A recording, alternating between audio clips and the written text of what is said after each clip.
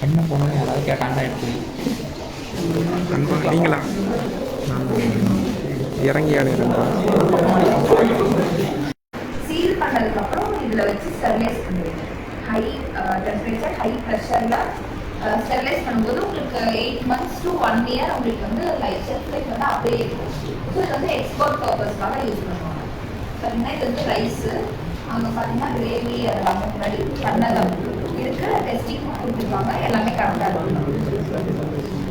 So வந்து shelf life fix பண்ணுறதுக்காகவும் எக்ஸ்போர்ட்லாம் போகணுங்கிறப்போ உங்களுக்கு days increase ஆகும்.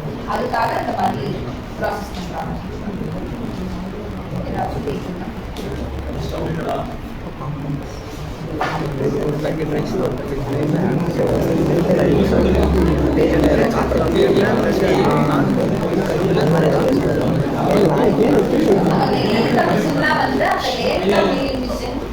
அந்த ஸ்டீல் அந்த மாதிரி இதெல்லாம் வந்து ஷேப் பண்றதுக்கு கட் பண்றதுக்கு அந்த லாஸ்ட்ல இருந்த மிஷின் அதுதான்.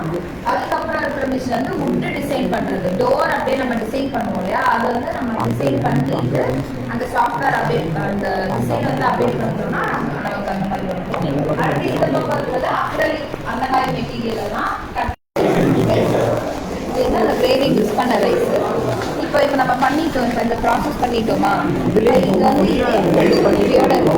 அப்படின்னா என்ன, அது இன்னும் கேடலை, அது இன்னும் உள்ள எந்த இதுவும் ஆகலை.